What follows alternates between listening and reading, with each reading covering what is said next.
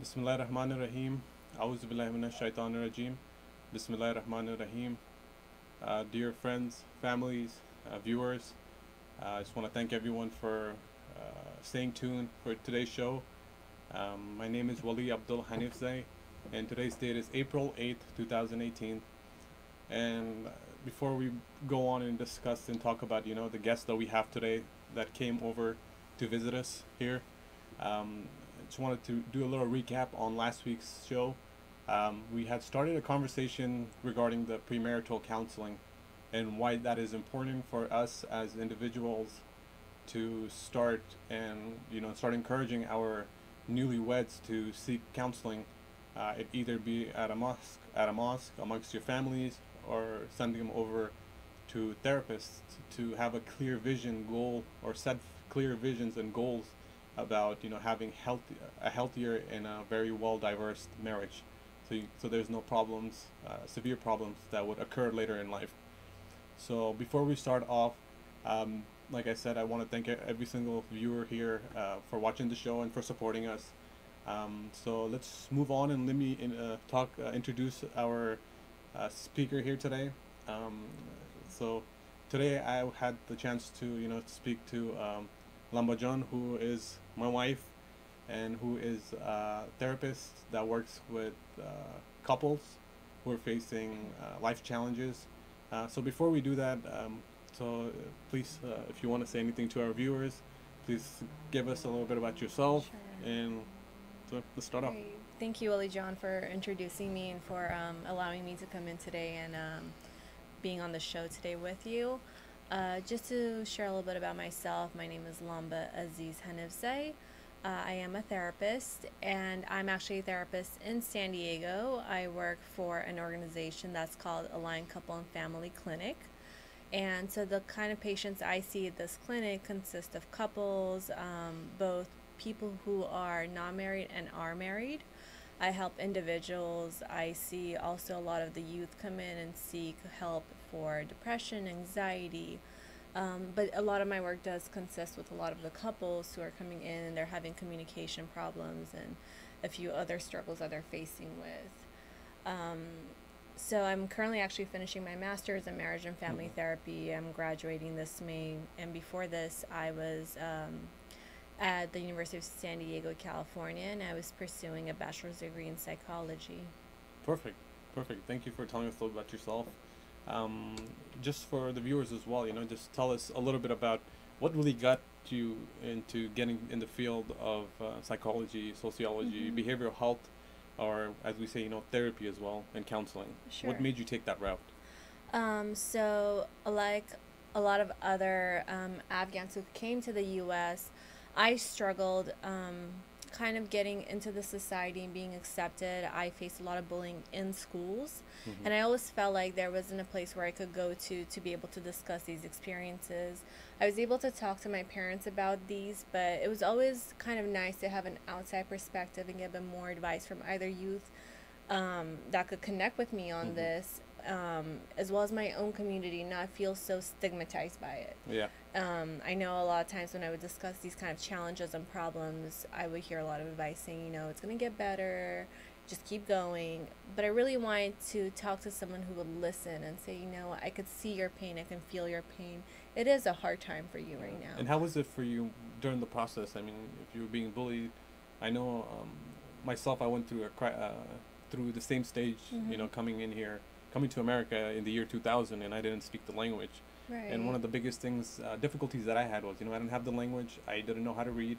I couldn't speak. So a lot of times, there was times where we would do like popcorn reading. Mm-hmm. And I remember a lot of my classmates who would actually pick on me and would tell me, where I would have to stand up in front of the classroom, Mm-hmm. and I couldn't read anything. It's either that, I had low self-esteem, and I didn't know how to read.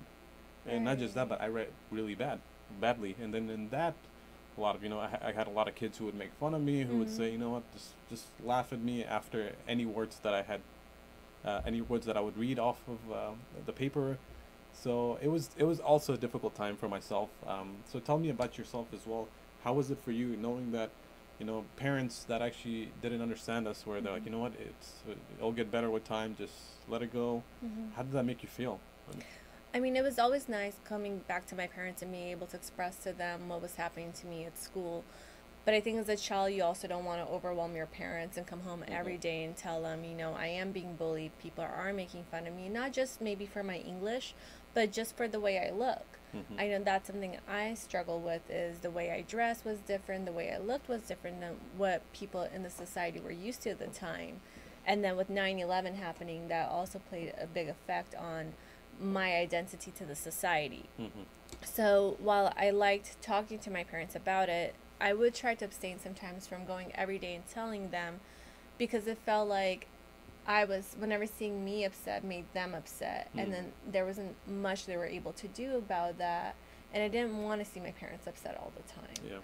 So sometimes I would have to withhold that information and keep it to myself and kind of continue every day, not knowing that there's so many resources out there for children who struggle with such problems. There's so much that parents can do as well for us, right? Because they're so busy. They're also coming from like different countries. They don't speak the language. They don't have, they haven't acquired, the proper job, or they're not making enough money. Everyone's, fighting over, getting in the system to get some form of support.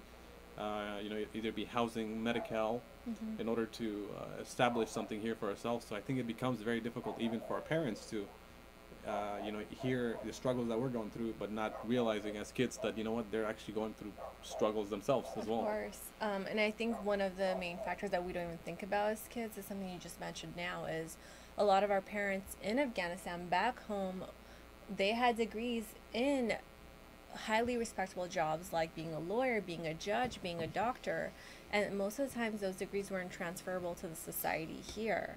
And so where does that leave our parents? That leaves them in an area where they would have to start accepting jobs that were actually beneath them, but it was something they had to do in order to provide for the family. So I know there's so many doctors who do work at a liquor store, they do work at a Rite Aid or a 7-Eleven to be able to provide for their family. And they still, no matter, even if their kids are done with school, thankfully for those parents who actually work really hard on their, to make their kids, to have them have a higher education, who actually did establish something for themselves, you'll see parents still working, which is good. Which is good in the fact that, as long as their kids, their son or daughters are helping their parents, because it helps them in the long term, then parents won't feel social isolation. They won't be disconnected with the community or with the, with the general public.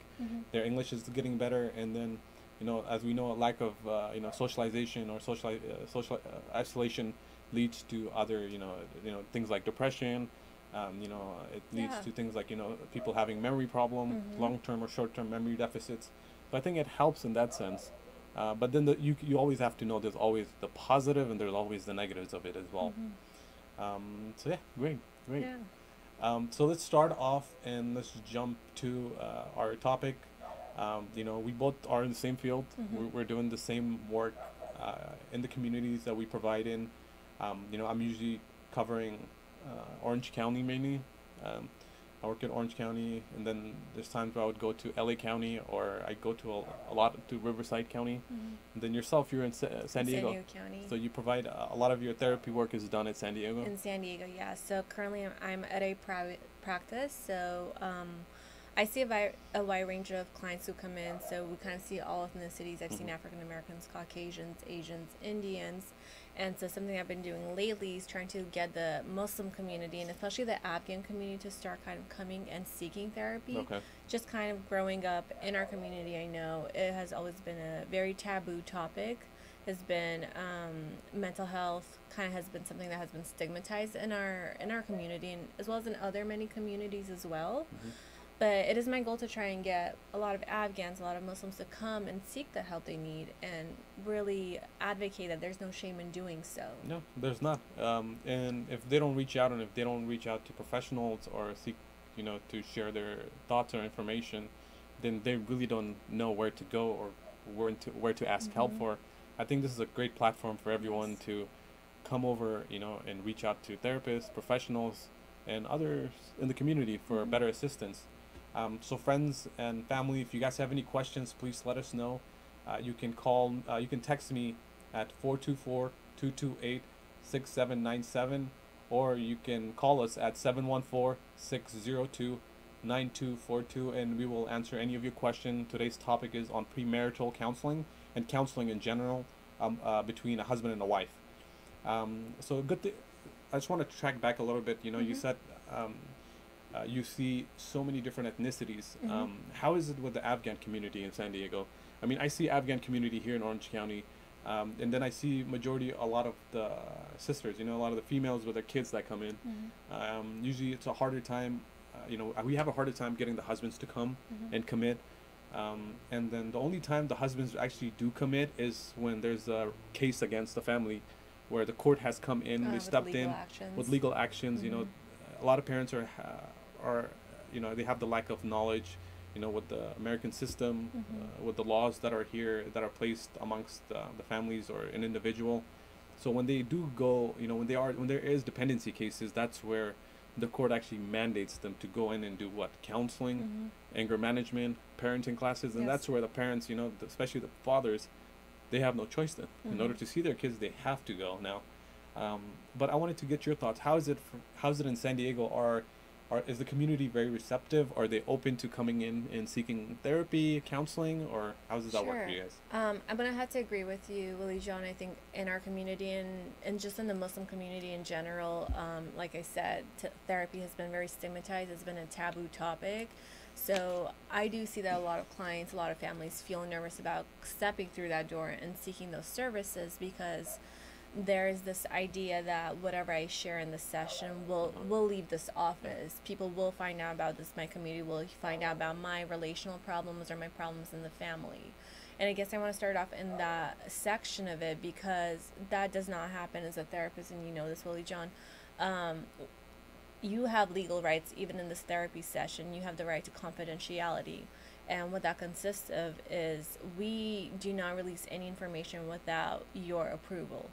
And usually the only time we would release that information is if we know there's some kind of threat to you, to your life, or if you're going to cause some kind of threat to someone else's life. Yeah.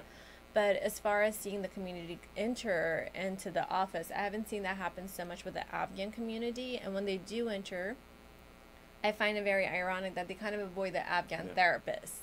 So I've had situations in my own office where I do see some Afghan couples coming in seeking therapy, and I'll have my supervisor say, this is a great case, like, you understand these people so much, you understand the culture, you understand the religion, you're the best therapist for this case to be able to assist these individuals. If you can take over and see them. If I can take over and see them. You know, same religion, same culture, and, you know, same values and norms closely. You know, you're able to relate to somebody versus having somebody who is, you know, Caucasian, who's Asian, who's and Christian. Doesn't have that background knowledge. Doesn't have the background knowledge, right? Correct. And us growing up, we know the importance of family and how even that plays a role into the relationship, kind of the systemic approach of it. Yeah. So I always have supervisors kind of motivating me to take on this case. But unfortunately, what happens is our own community is so afraid of this. So I've had situations where clients come in and they share my kind of cultural knowledge, my cultural background and my religious background, but they seek a therapist who is Caucasian or who is African American, because there's this fear behind it that my information will be leaked, that people will find out about what I'm coming here for. And I think that actually plays against us. It does, and I think it's one of those things too. Going back to Afghanistan, I think a lot of Afghans do fear that, you know, Afghans do talk a lot, and then they do a lot of backbiting. So they have that fear that, you know, if I do go to an Afghan therapist, this person will talk to somebody else. I mean, you and I, we handle cases. You know, Lombe and I, we also have cases where she does her therapy, I do my own therapy here in the city of Orange County, but we never disclose, you know, who we're seeing. We just talk about the situation and we say, okay, this is how I dealt with this case. Is there any, should I, you know, is there different ways or techniques that we can use in order to... So different interventions we could use, but your name, your family name, no information that can identify you as an individual is ever released, because, again, we are bounded by that confidentiality. That is our promise to you, that your information would stay safe with us and nobody else would find out about that. Yeah. And I think even with therapists itself, you know, it's liability. And not just that, but with the amount of people that we see on a daily basis, I think even for us therapists, we're not interested in sharing your name or information. We just talk about a certain situation. It's, you know, how we can better help you. That's all. We're not, you know, for us, like when I get clients as well, I'm not even in the office. Sometimes it's not a therapy or a therapeutic session that needs to be taken care of. It's just regular case management with other case managers, but I don't give their names. I'm like, hey, this is, you know, I've got a client who needs, you know, immigration services. What do you think? A, B, and C. This person is having an issue. How do I go about it? And that's it. I don't, you know, just, we don't really are into telling people their names either, because well, and especially because we wouldn't want to cause any kind of harm to our clients. To our clients either. The number one goal for therapy is to do anything in order to benefit the client and help the client feel more comfortable and feel safe and help them resolve these problems that they are facing in their life. So if we went out and we started sharing all this information, we'd be actually harming the client. So at that point, there would be no point of having a therapeutic session, an alliance with a client. True. And so I wanted to ask you as well, so you have, you know, you work at a clinic, a private clinic, and then as well as, are you working anywhere else in San Diego State? Are you a part of any organizations, any masjids that you are associated with, where, for instance, any viewers that are willing to bring their children or, you know, husband or wife, or, you know, young husband and wife, or even if they're older, that are having family difficulties or marital difficulties, can they come to you somewhere else, or if they don't feel safe coming to the clinic? The clinic. So I'm actually working on something currently with the Islamic Center of San Diego with Imam Taha. And so we have this goal of setting up a mental health department through the masjid at the Islamic Center of San Diego. That's very good. And Mashallah, that's very good. There's kind of positive sides and negative sides to it too, because we're still trying to figure out how to go about this. But our goal is to be able to have therapy sessions through the mosque, but we're not sure whether or not to have the actual sessions at the mosque or outside of the mosque, because again, with that stigmatization, good thing taboo. you told me. No, it's we can work together on that, because I work with masjids too, and actually I do therapy within the mosques, as long as you have a memorandum of understanding, or there shouldn't be a problem as long as there's confidentiality and HIPAA is placed. Because a lot of families, they feel a lot safer at a mosque. You know, they feel comfortable, you know, because then for them, they're like, you know what, I'm going to go in and seek I'm going to go get it counseled by somebody at a masjid. And it's also, the setting plays a big deal. I know one time, I went to a talk show. We had speakers on the panel. We had two religious leaders from the masjid. Two had their bachelors, but then they were imams, versus one, you know, who were dressed up in their, you know, traditional clothes. They had a beard. And then we had somebody who was a PhD in Islamic studies. Young guy, had a suit on. And what ended up happening in that show is that a lot of people were asking the two brothers who came in, you know, who had their bachelors, who were imams, versus somebody who was actually a scholar of the Islamic studies, bachelor's, master's, and PhD. And not just that, but he actually gives talks in masjids. He knew the Quran in Arabic as well, and the meaning of it. So it's one of those phases as well where I think if you do start something at the masjid, and I think I can be able to help out, and I can talk to Imam Taha as well. I would love for you to do that. I didn't know that. But the problem that we've been seeing at the masjids right now, what's happening is, because a lot of our community and the Muslim community feels uncomfortable coming into the therapy sessions, into these clinics, nonprofit organizations, anything that has mental health associated with it, what's happening is they're going to the mosque. They're going to the sheikhs, they're going to the imams, and they're bringing these questions of, this is kind of a relational problem I have with my husband or my daughter or my sister, or my mother suffers from anxiety or depression, my son suffers from schizophrenia. And they're bringing these questions to the sheikhs and the imams. And like you said, some of them have the background education to be able to answer these questions and provide the proper techniques and interventions to help this case. But there's also some imams who have studied just Islam and not the psychology behind it, right? They have not studied diagnoses and what does schizophrenia look like, what does depression look like, how do you assist in those matters. So this communication that I've been having with Imam Taha has consisted of I would love for us to come together as a team, as a team where he could provide the Islamic kind of knowledge behind everything that's happening in the family. If it's a mental health disorder, being able to provide motivation for the family to see that as a different kind of test and challenge from God, and to remove that stigmatization. And then I would enter the picture, and I would be able to provide interventions and techniques to help the family accept the individual, help the individual get better, have some kind of management over whatever kind of disorder that they do have. Perfect. No, I think that works out really well. And even the plans that you have, with Imam Taha, I think it's going to be very successful, because I've been to the Islamic Center of San Diego, and it's a very successful masjid, and I think it would be very beneficial for the community and for Afghan community as well, if they want to seek any counseling or guidance, to come there. But do you have any information in the masjid as well placed, or can they just go in and talk to Imam Taha or anybody in the office, and they can direct them? So right now, this is a process that kind of just has started recently. It's not established. We do not have a mental health department just yet, but we are working on hopefully getting that up and running by this summer. But if you do have any questions, feel free just to call the Islamic Center San Diego with any questions you have, and you can direct them at Imam Taha. Or Wali John, you could also share my information at some point of time on the show, and you can direct those questions towards me too. And then also, if you guys haven't established the mental health department, is it possible, like you said, just let the masjid know, again, for those viewers, that are willing to seek any form of help or counseling, that want to come to seek guidance. That's what it is. Or to even hear you out, on a certain matter or any decision you're making. You can come into the masjid and even, ask for, Lamba Jan, and then you can always see her at the clinic as well. And I think you guys would benefit greatly from it. So, that to the side, let's get to the topic now. Of the day.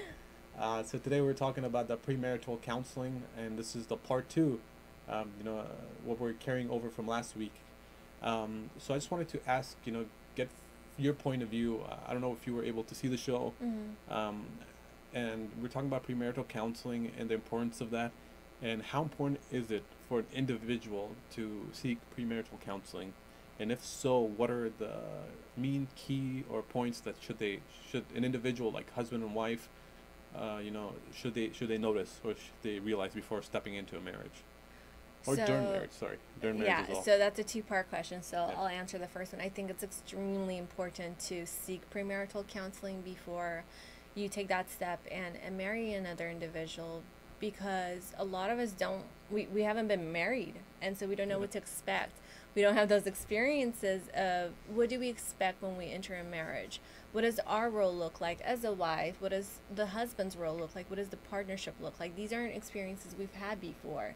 And if this is the second marriage, I still would say premarital counseling is a really good idea, because the relationship might be different. You're entering into a second relationship with a new person that you do not know very well.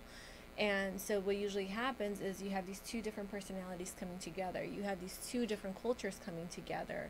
And what happens in premarital counseling is we discuss this. What does one partner's culture look like versus the other partner's culture? Where do they overlap? Where could we see possible disagreements that would come up in the future? Usually what happens when couples get married and they don't seek premarital counseling is sometimes a really small problem turns into a really, really big problem because we don't have the communicational skills to be able to describe what is happening. We're not able to manage that problem. And that leads to us becoming really angry, and we start yelling, we start fighting, and so the communication completely breaks down, and the partners start to feel like they don't understand each other, and they blame the marriage. Oh, God.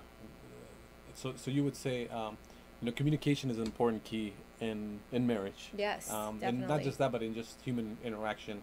So what would you say, how important is communication? It's extremely important. So with communication, I'll give you an example of something recently that has happened in my own office with a client, a couple that I was working with. And so what happens a lot of times between a husband and wife, a girlfriend and boyfriend, between a sister and a mother, any kind of relationship where you have 2 people, is when we communicate, sometimes instead of sitting in the moment and really listening to what the other person has to say, our mind does this thing that's called assumptions. We listen to provide an answer. We listen to kind of start becoming defensive and trying to win this battle that's happening, especially in an argument. So I had this couple come into my office, and they were talking about, one of the problems that they were talking about was how the husband felt very criticized when he would drive and his wife would sit next to him. So he would be driving and the wife would say things like, you're driving too fast, you're playing with the cell phone, you're looking at the GPS, you're changing the lanes too quickly, you're not paying attention. And so this husband is sitting behind this wheel and he's hearing all of this and he's getting really upset, he's getting really angry, and instead of listening what the wife is really saying and why she's saying it, he's creating assumptions based off of kind of the criticisms he's hearing. So he's thinking, she thinks I'm stupid. Yeah. She thinks I don't know how to drive. I've been driving for so many years and she's treating me like I'm a 15-year-old behind the wheel. Yeah. Right? And so when I was working with this couple and I tried to slow down their communication, because that's another thing that happens is when we are in this heated moment and we're trying to communicate, we're starting to talk super fast, we're on the surface level, and we don't really have an understanding of what's happening underneath this. There's a reason why we come to the surface level of anger, and usually that's hurt. There's some kind of hurt that happens underneath that makes us rise up. So as we were talking about what was happening and slowing them down, I came to the understanding that the wife had a fear of an accident happening because she had such a long history of being in accidents that when she sat next to him, she felt like, oh no, we're going to get into an accident. Oh no, we're going to get into an accident. And I'm trying to give him messages. I'm trying to give him signals of slow down. Please look over your shoulder when you're changing lanes because I'm afraid. I'm scared. I'm scared I want to get into another accident. So this was something where the wife was unable to communicate to the husband, but she was actually leaving clues. She was leaving clues. But then again, it shows that even as a wife, or as a husband, because I know usually it's actually the opposite that I've heard. Usually the husband teaches the wife how to drive, and then the husbands are always like, like nervous and always yelling or saying things that are hurtful for the wife, where the wives are taking the message the wrong way, and they're like, you know what, I don't ever want to drive with you. They usually hire somebody else to come in and to be their instructors. So you're saying that it's important to have a healthy communication balance, and to realize that you have to be clear about your feelings and your thoughts and emotions. You have to be clear about your thoughts and emotions, and you have to be able to put yourself in the other person's shoes. And instead of feeling like they're fighting against you and this is a battle, it's really putting yourself in their shoes and trying to understand what is happening for this person. What is the real message they're trying to give me right now? And one of the things I mentioned was the anger management. So when we get angry, it's so hard to do that. It's so hard to be able to have this patience, this very cool level head on your shoulders where you're able to think very calmly about what is happening.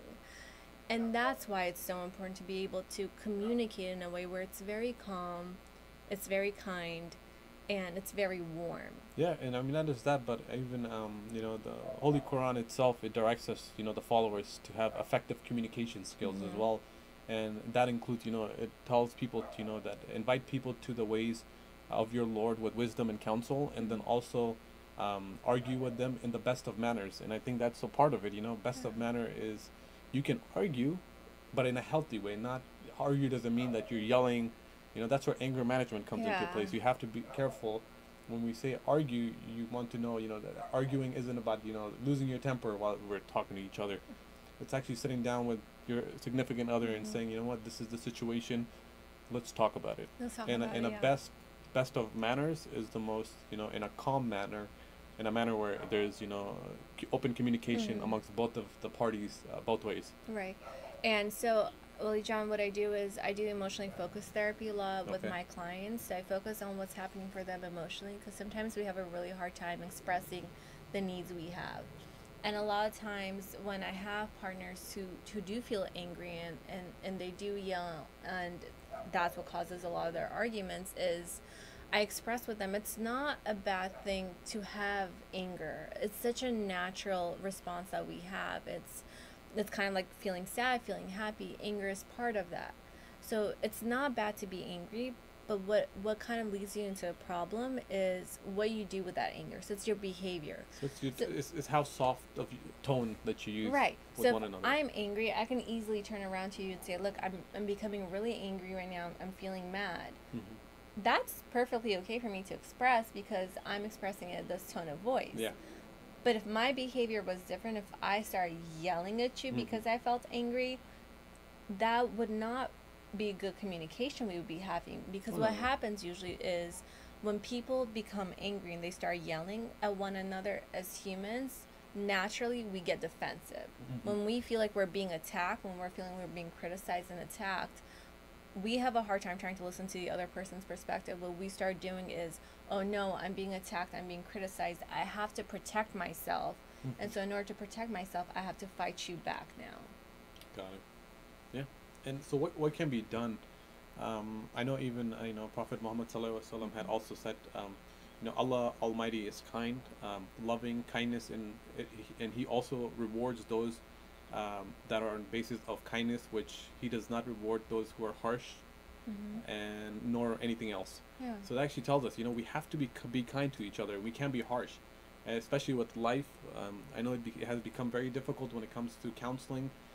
Or two couples, even within same marriage, there's also that idea of, if you're not hearing me out, I'm gonna speak a lot louder.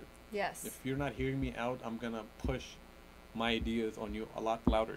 If you're not hearing me out, if you don't listen to me, I can get physical with you. And I've seen that in the community. I've seen a lot of our community, the Afghan community and the Muslim community, where there's been a lot of times there's a high number of I usually get about 2 to 3 cases of domestic violence cases amongst our community members, which is it's unfortunate. It's unfortunate, and when I see it, and it's happening all over the place. Orange County, I get calls. Currently, I have 2 Orange County and 1 Temecula. 1 case from Temecula right now. Yeah. So those are the cases that we're seeing, like bad communication. And so what happened? I want to kind of give you some background knowledge on what happens. There is. In emotionally focused therapy, what we call that is a cycle. Okay. So if we feel like there's 2 things that a person does. So if we feel like we're not being heard, we could either pursue the person, which is what you're describing as, I'm going to become louder, I'm going to yell more, I'm going to hold you, I'm not going to let you leave this room until you hear everything I have to say, I'm going to put these ideas onto you. Or we will withdraw. And usually what that looks like is we feel so unheard, we feel so hurt that our partner can't understand us, that we shut down and we walk away from the situation. And then what happens usually do you think it is healthy for an individual actually to shut down and walk away, or can you tell the viewers what happens? It's a tricky question. Okay. So sometimes shutting down is healthy because you want to because the fight is so escalating, you want to de-escalate the fight. So what that could consist of is shutting down in a healthy way, where you tell your partner you're going to shut down. When you say, look, we're not able to discuss this right now. I feel really hurt. I'm really angry right now. I need maybe 5 minutes, maybe 10 minutes to go away. I need to go think about this because right now there's too much emotions. I need to become calm, and then I'll come back and I'll talk to you. Okay. So that's one way of withdrawing, right? That's one way of shutting down and saying, I need some time. Stepping away and just kind of going outside of getting a fresh air. Yes. Or getting yourself occupied with something else for a couple of minutes. Yes. And that is a healthy way of doing it. An unhealthy way of doing it is completely shutting down. And so you're leaving your partner unaware of what's happening for you. You're just saying, like, I'm going to leave. And you just open the door and you leave from the door. And your partner doesn't know, are you going to come back? Are you not going to come back? Are you upset? Are you angry? What does this mean? And then they feel like, the partner who gets left behind feels like, well, she must really not care about me. He must really not care about me. This is why they have left. So the other thing is also like, good thing you point out, even the partner that is, for instance, the pursuing one. It's not that once they realize that, wait, my partner is pulling away, they actually start thinking of things that are unrealistic, or they make up their own assumptions or their own assumptions, right? It's usually always what gets in the way. So do you guys get a lot of clients that actually have a lot of those assumptions, or it creates a bigger problem in the family or in the marriage? It does, definitely. Okay. And this is why it's so important to be able to stop yourself and kind of do a reality check. Am I having an assumption right now? And if I am having an assumption, do I know if this is real? Do I know if this is how my partner really feels? And the way we do that is we say, turn to your partner and ask, this is what I'm thinking. I'm thinking when you do this, you're leaving me. Do you not want to be with me? And you wait for your partner to respond whether or not your assumption is true. Something else I want to tell you about the pursue withdraw cycle is you want to always have the same people doing the same kind of actions. If I'm a partner who withdraws in a situation, I will not always withdraw. So what happens with couples is they change roles. Okay. So the moment so if there's two partners and one is pursuing and saying, let me talk to you, you're not listening to me, and the other one shuts down, what sometimes and usually does happen is the partner who pursues gives up. They say, okay, you don't want to hear me, why am I talking to myself, no one's listening to me, I'm not going to try anymore. So then they shut down.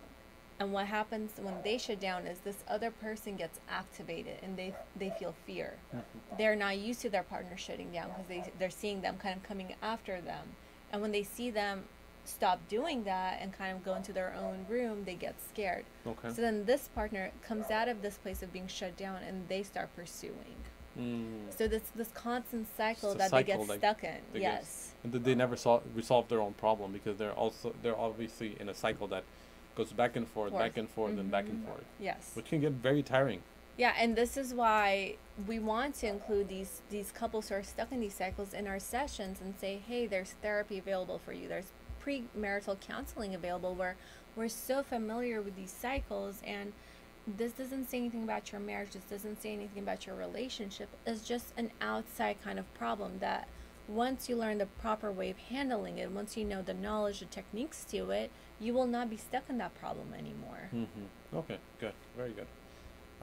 So you have given great examples, and thank you very much for that.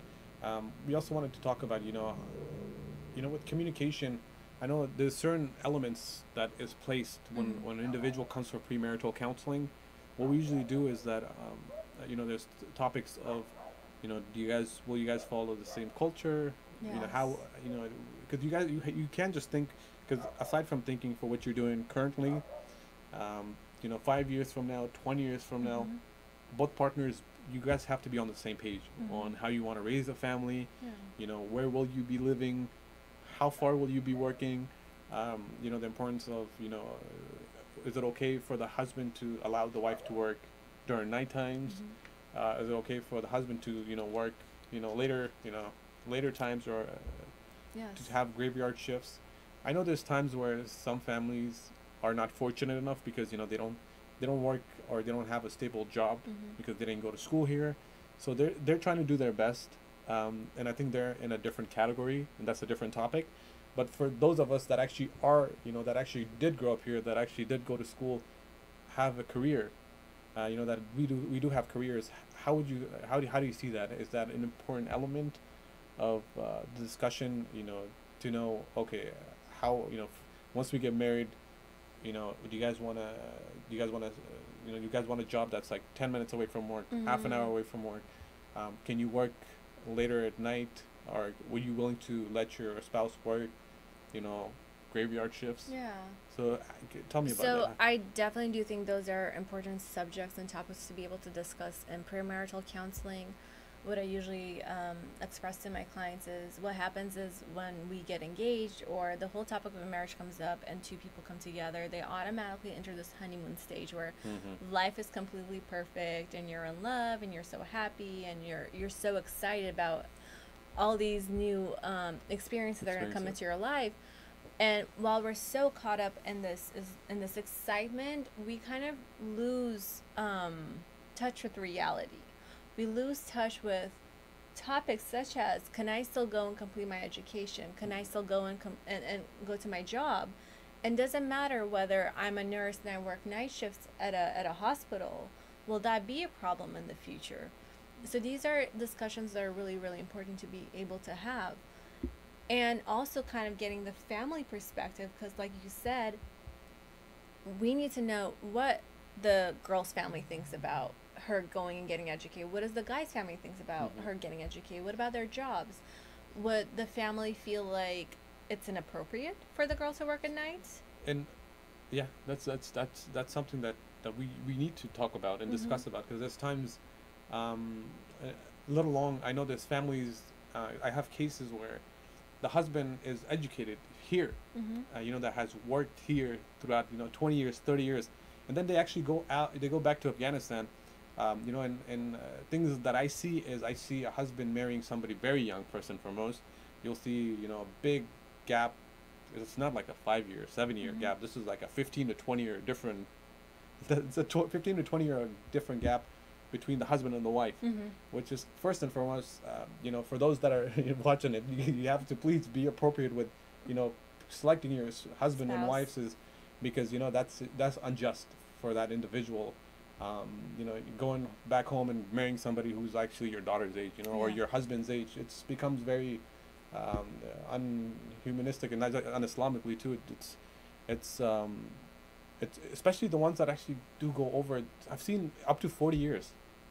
I've seen cases where it's up to 40, people that have a case of 40 years in age. And not just that, when they do bring in their husband or wives, especially their wives, the age, that's their personal matter. But when they do bring in, what ends up happening is they don't let them go out. They don't allow, if somebody is 50, they marry somebody who's 25 or 27. They don't allow the 27-year-old actually to go out and pursue an education. They tell her, and they don't have any children. Well, it's almost like you take away that individual's rights, and you put them in the situation where you have so many expectations of them because of your past experiences, or have you seen your father and your mother grow up. But what you don't realize is this big age gap takes away those experiences from that individual you're marrying. If that individual is 15 years old, they may not be able to meet any of those expectations you're having. You're putting these expectations that they're gonna fail. They don't know how to make maybe a meal for 50 people because they're 15 years old. They're still a child. All they've done their whole life is probably just go to school. Yeah, and not just that, but even as coming from before marriage, a lot of us we have our parents that actually take care of us or look after us. We actually do the other half of take care of our finances, meals, even as much as cleaning. I know myself, I was busy in school, and my parents were very supportive of my education big time, and I have to thank them. They're the number one folks that I have to thank is my parents. For yourself too, your parents, and and same thing goes with me, because at that point, you're going to school and your parents are supporting you, but once you get out of it, or let's say you get married, but then you get married to first and foremost somebody who maybe you didn't want to get married to. And what ends up happening is the other party is putting so much expectations on your end, which you have never done, gone to different events, or have had like 50 people coming to your home, and not knowing that, this used to be something my parents took care of, not me. And I need time for that. So even that's the case, would you recommend, was it okay to give these tasks to just to the wife? Majority of times, it's the wives that actually do prepare the meals, or is it okay for somebody, even the husbands, to actually guide them or assist them in the preparation, which would make it a lot easier, I'm assuming, for it would make it very, very much so easier. But I think this is kind of the part that culture plays a role in, which is if a man does help out his wife in the kitchen, if there is some kind of mehmani or melmastia where a girl does need assistance because she's having 50 people or 30 people come over to their house, and let's not say even 50, 30 people, even if she's having 5 people come over to their house and she needs assistance, is she able to ask her husband for that assistance and say, I'm so busy with preparing this dish, can you just put the water for the tea? Or can you grab the jug, that heavy jug on the floor, and flip it over and put it on the water cooler? Is a woman able to ask that from her husband without having the people in her home, and especially if they're Afghan, because this is something I've seen, say, oh, look at that husband, he's under his woman's thumb. She doesn't respect him, he doesn't have any freedom. And sometimes we even see parents doing that. So my question would be, even, I have come across some of that scenarios too, where I've been to folks' home, and then people actually do talk about it. What can, for instance, instead of a wife that actually goes and asks for the husband, that needs help, And I don't know if Is there's it a- situations where where they are able to ask. Because sometimes, if you see in a lot of our gatherings, men are to one side and women are to the other. So it doesn't even create the opportunity for the woman to be able to go to that side to ask for that assistance. And so what I think is as a husband too, I think we should also be kind of aware of what is my role. My wife is doing this for my happiness as well, but how can I contribute? How can I help her as well? And be able to stand up for that as well. And yes, both parties, you know, if you're a husband and wife, you have to know, you know, marriage is communal. It's together. It's being there. You know, when you get married, it's a joint. It's a joint thing. So it's not like this is your duties. You have to do this. This is your duties. You have to do this. It doesn't work that way. You have to come to a mutual understanding. You know, if you have you know, if I get the, you know, we understand if you have a spouse or, you know, that's a home you know, mother who's actually staying home, you know, her primary job is to take care of the home, then it's understandable. You know, if the husband's working outside, the wife does the majority of the work at home. What about for those, do you get any cases where I've noticed where husband and wife both work, or the wife works more, but the husband would come home, but then expect a meal, or they'll wait. I get a lot of, you know, some of the spouses tell me, you know, they wait, sit down, they're watching TV, and they expect me to come home after 2 hours. They're hungry till I make a meal. And they're angry. Yes. So what do you say to those people that actually should we call them laziness? What do we call them? Lack of education? I wouldn't call it laziness. I think I would look at their experiences. So I've had cases like that, and usually what that consists of is that's a culture they grew up in. They grew up in a culture where their mom has done that or their sisters have done that. So they've got conditioned into this way of thinking of, okay, well, this is the woman's job. This is the woman's role. And even if she works and she comes home at 10 o'clock, and she's been working for 8 hours or 12 hours, it's still her responsibility to cook. And this is where I usually do work with the male in the relationship and try to kind of empower him to be able to take on these roles and change the way he perceives that. Is being able to say, what makes you feel ashamed of doing that? What makes you believe that this role is only associated with a woman? And then being able to understand where she's coming from and putting him in her shoes. How would you feel if you worked for 12 hours and your wife was at home the whole time and she didn't prepare a meal? And she was saying, well, you're home now you should cook because it's something else you have to do. Yeah, so I mean, those are the cases I personally see too, where it takes about where the, you know, like you said too, it's, you know, it's probably something that they've learned back, you know, not even back home, but even here, there's times where, you know, some families, they follow the same structure where, you know, they keep, majority of the times it's always the females that actually get the bad end of the stick. Well, and that's something else I want to speak on, kind of going back to the example, if you have a couple and maybe they're newlywed, or maybe, you know, they've been married for a few years, and you see relatives or you see family friends kind of talk on this girl because she asked for assistance. I really urge those family friends, those relatives, to not do that, because by you making those comments of, oh, that husband is under the girl's thumb, oh, you know, that girl is bisalika because she doesn't know what she's doing, you're actually hurting their relationship. You're causing these insecurities.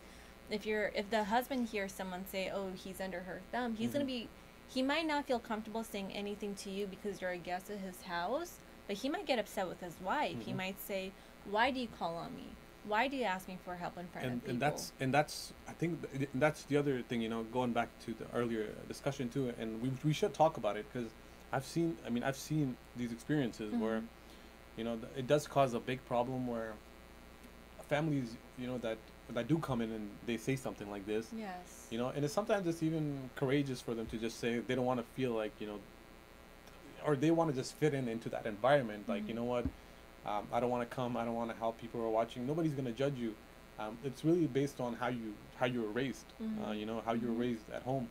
But one of the important things is that, you know, when a wife does ask for their husband to help, or the husband asks for a wife to do something, because I know there's certain times where, you know, especially with the situation of how spouses, when they ask for help, people talk a lot on the men's side. So how, you know, have you seen cases or techniques where do you want to be specific, hey, I need help this, or is it appropriate for the wife to say, hi, just call upon the husband and say, can you please come here for a minute? I wanted to ask you something, and then actually tell him what it is that you need. Because there's two different ways too, so you have to remember Definitely. that. There's two different ways. I don't think any guy in our culture likes to be called out and said like, "Hey, I need you to go and take out the trash in front of all the guests." So, yeah, so definitely not probably doing it that way. But I think what you just said about, you could definitely pass down a message, and if this is a conversation like two partners could have together before these events, right? That way, there's no surprises. And it's based on their comfort. If they're very comfortable being able to communicate with one another, and if the husband or the fiance is comfortable with his fiance or wife coming over and saying, "Hey, can you help me?" you can use that approach. If that's something you're not comfortable with, you could always ask a child to pass down the message. "Oh, hey, Wali Lamba needs to tell you something." It doesn't even have to be the word help. Yeah. It could be Lamba needs to tell you something. Yeah, I think that would be as easy as that. Where you can just, as spouses, I mean, this is usually comes on the spouse, is, during an event, always, because I know growing up, we've always helped out my mother, my father had always taught us, whenever there's guests, you were to help, as a home, we work with, we help my mom. Yeah. Because she does majority of, like she knows how, she's specialized in the cooking. So we help her with, with chopping, prepare. And this is every single one of us. I do that. My dad's there. He does, we do the barbecue. My your sister's there. One is cleaning. My brother's taking out the trash. So it's like a team. But when it comes to the day of, then it's usually, it's usually my mom is, with the female side, and then she'll take care of that, with your help, and my sister, and then I'm on the guy's side, and then, my dad and I were greeting, and we're actually, filling up the tea or presenting food for the guests as well.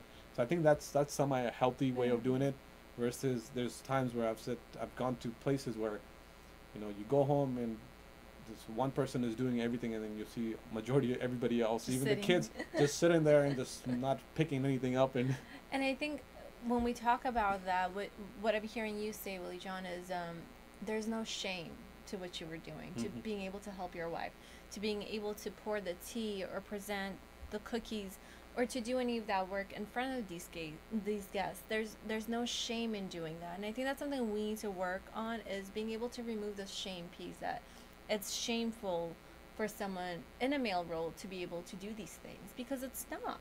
It's really not. I think it's a picture and something that we've created throughout time, and that needs to be taken out. Those are not shameful things. You're in a family gathering, you're in a friend's gathering, and shameful is when you raise hand on your spouses. Yes. That's shameful. That's very unmanly. As a man, I can say that it's very unmanly for somebody. Even Islamically, they've always said, always honor your women. Allah has told us always, and Allah Himself has always honored women, and we should honor our women. And other human beings as well. So things like that, that's shameful. Knowing that a brother is, or a sister, a brother is abusing sisters, that's shameful. Not letting them go outside and getting a higher education, that's shameful. Stuff like that, those are shameful things. If you're in the home, if you're trying to help your sisters or your brothers or your mother, I think that's a form of honor. You should feel. Yes. I mean, Islamically, it teaches us. I mean, you can actually read it. It's a form of honor when you do it. So you should feel honored. If you don't, then that means you need education, and you need to think outside of where you're living, or what are you thinking. Well, and I think that's a really good point that you're bringing, Willie, is it does have a lot to do with education, because I think a lot of people don't have that educational component to it, and so culture kind of takes the lead instead of religion. And it's all culture. It's all culture. Religion, I guarantee you, religion, if you follow it, a lot of people do have a hard time understanding religion, and that's okay. And a lot of us need to actually preach, study. If somebody says, why is he doing this? Why is this person doing that? Or why is the world like this? If you have a scholar or like a imam saying, you know what, this is how it is. This is the word of God. I cannot question it. He's not the right person to be asking questions about. Islam teaches us to ask questions constantly. There's always answers. Just ask questions. Ask questions. It's a test of life. You have to ask questions. But yes, culture is the biggest difficulty that we're changing. It's the culprit. So how would you say, how much more would you say on the culture aspect of it? Is that damaging us, or is that not damaging us? Well, and so we have cultures and we have subcultures. Mm-hmm. And so what I mean by that is, even if you look at our Afghan people, we don't all have the same culture. We come from so many different provinces. In those provinces, in our own family homes, in our homes, we have a different type of culture, which is the subculture. Mm-hmm. You could see a family where the women are very educated. They are going out and they're getting educated. They're going to universities. They're getting their PhDs, Mm-hmm. and that's the culture of their family. The men are helping. That is the culture of their family. Even the way they dress is a different type of culture. Mm-hmm. Then you could see a whole different type of Afghan family. They might be a bit more traditional, where they believe the woman should not get educated. They should get educated only until high school, and then they should be married off. The way they view the roles in the family, like what does a woman's role look like? What does a man's role look like? Might look different than a different culture. Mm-hmm. How they dress might look like a different culture in its own way. So culture plays a really big part on when two individuals come together. So Mm-hmm. we're not even just looking at the Afghan culture, but we're looking at the culture of the home. Do the cultures of the two homes that are coming together match? Will they be able to agree on the different cultures that are coming together? Yeah. So what we kind of have been talking about was education. Will a woman's family accept that the future husband wants to go and pursue his PhD, or will they say, no, you already have a master's or you already have a bachelor's, you're going to marry my daughter and all you need to do now is work? Yeah. Right? Same thing for the woman. Will the family of the husband, of the fiance, or even the friends around, the relatives around, say, it's, you know what, you don't need to get educated anymore. Now you need to just stay at home because you're married. Here are your new roles. Mm-hmm. This is what we expect of you. I can't, and one of the main roles is, especially for women after marriage, is becoming pregnant and having kids. Yeah. Now, good topic. Wali, I can't tell you how many mehmanis and paywazis I've been to, and this question has always come up: is when are you gonna have kids? Why haven't you had kids yet? And it's a little upsetting to me because in these millions of gatherings, I haven't had one person come up to me and say, when are you finishing your master's? When are you pursuing your PhD? It's I think that's where it goes back to the amount of education people have, our Afghan have, or they have had. They've never had the chance to go to school. So for them, they don't think about higher education. They think about, when I was married, when people get married, automatically you should have kids. Right. They don't think about the long term, and it becomes very difficult for that. So dear brothers and sisters, what we're going to do is we're going to go on a quick break, and when we come back, we're going to continue, and we're going to talk about, we're going to talk more about premarital counseling and marriage, and amongst two individuals. So please stay tuned, and we'll be back in a couple of minutes.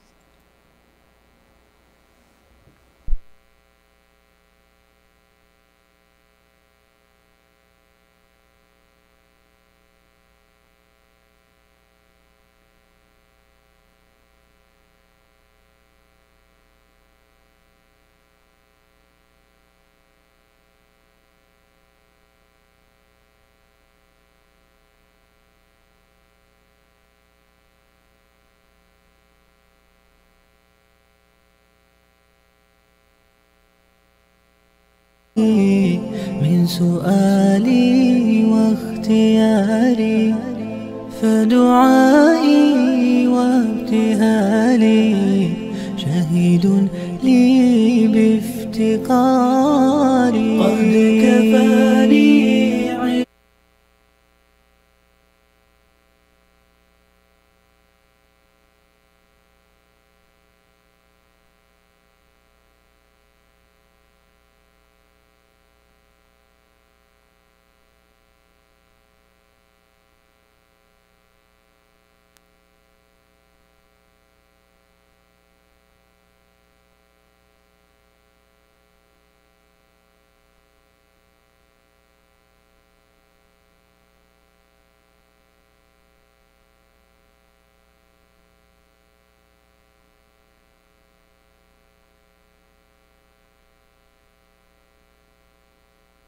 فحالي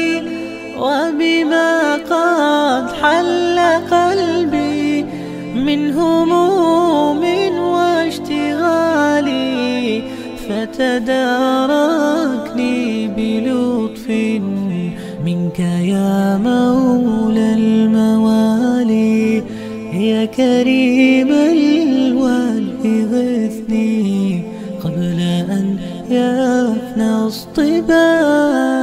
قد كفاني علم ربي من سؤالي واختياري، فدعائي وابتهالي شهيد لي بافتقاري.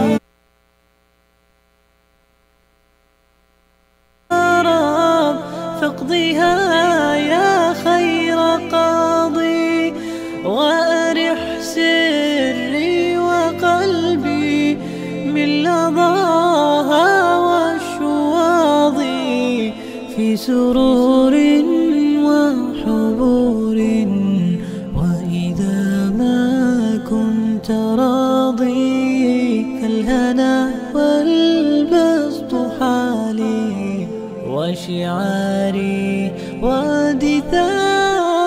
قد كفاني علم ربي من سؤالي واختياري، فدعائي وابتهالي شهيد لي بافتقاري. قد كفاني علم ربي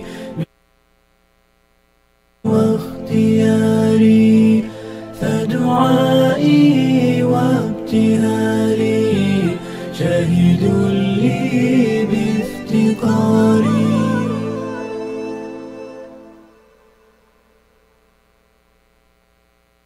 يا ديمة خير وعطاء ويمام نقاء وسخاء، يا نجما شع فأبهجنا، يا شعلة نور وضاء. يا ديمة خير وعطاء ويمام نقاء وسخاء، يا نجما شع فأبهجنا، يا شعلة نور وضاء. يا ديمة بذل تعطينا، هلت بعطاء تسقينا، أقبلت فأزهرت الدنيا والبشر توالى يحوينا. يا ديمة بذل تعطينا، هلت بعطاء تسقينا، أقبلت فأزهرت الدنيا والبشر توالى يحوينا. يا ديمة خير وعطاء ويمام نقاء وسخاء، يا نجما شع فأبهجنا، يا شعلة نور وضاء. يا ديمة خير وعطاء ويمام نقاء وسخاء، يا نجما شع فأبهجنا، يا شعلة نور وضاء. بالخير رويت الأجيال وبه أحييت الآمال.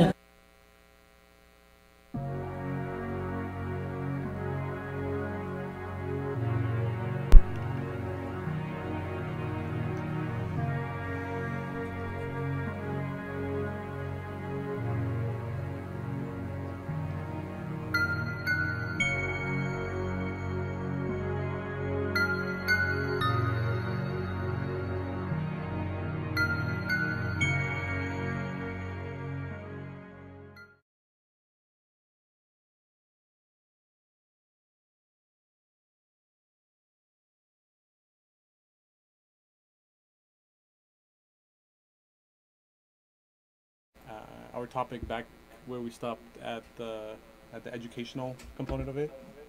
So let's talk more about it. So how important education is, and then for those families, or when we talked about having the baby talk, and how a lot of people have expectations, of having kids. Especially, I mean, this is something that's geared towards you. I don't have to deal with because I'm a guy. I actually don't hear any of this till you actually tell me this. But even as husband and wife, I think just both of us, I think we have enough time to think about that. We're still young, and we're still in our 20s. I think for us it's important to continue our education, to finish our doctoral, and then from there we can maybe talk about it. I think it's a little disappointing, Willie, to be honest, when these questions are constantly asked, and there's never any questions about the profession and the education, because it feels like as a woman, from a woman's perspective, it makes you feel like your job is to get married and to just produce children, and then that's your role.